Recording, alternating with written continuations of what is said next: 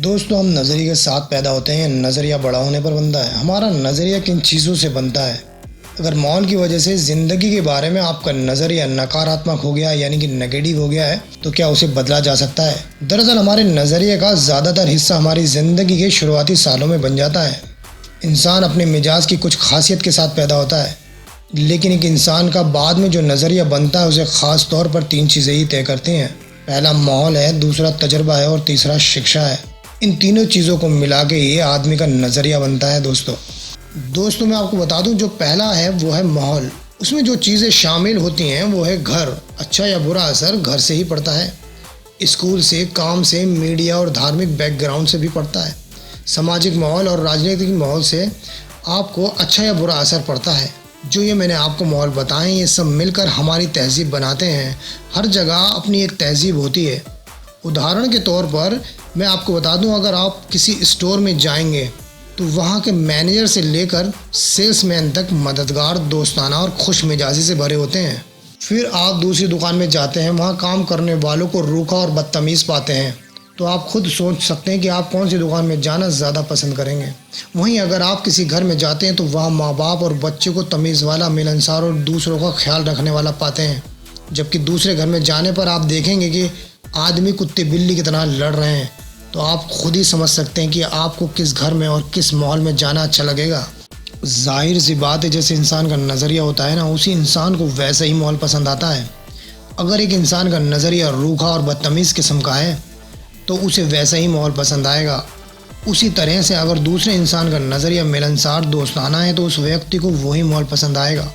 दोस्तों एक बात मैं आपको बता दूं, जिस तरह भ्रष्टाचार के माहौल में एक ईमानदार आदमी काम नहीं कर सकता है ना, उसी तरह से एक बेईमान आदमी ईमानदारी के माहौल में काम नहीं कर सकता।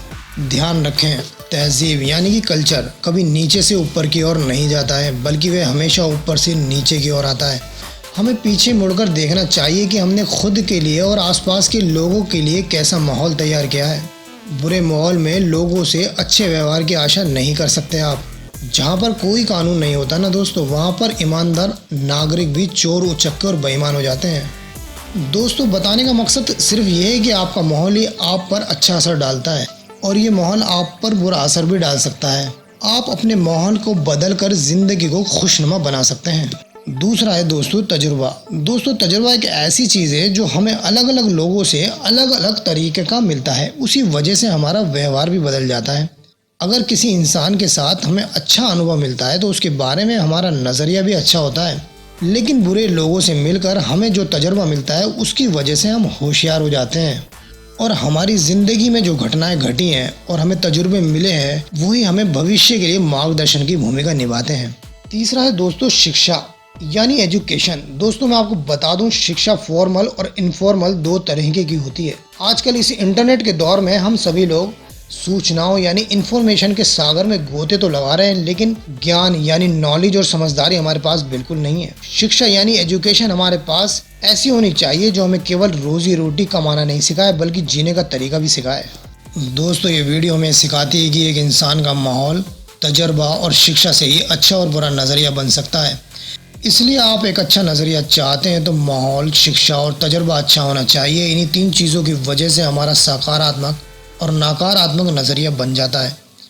आगे की वीडियो में मैं आपको बताऊंगा पॉजिटिव एटीट्यूड के क्या फ़ायदे हैं और नेगेटिव एटीट्यूड के क्या नुकसान हैं। तब तक के लिए अलविदा दोस्तों। अगर हमारी और मोटिवेशन वीडियो आप तक पहुंचते रहे हैं उसके लिए हमारे चैनल को सब्सक्राइब करना बिल्कुल भी ना भूलें और बेल आइकन का बटन ज़रूर दबाएं दोस्तों।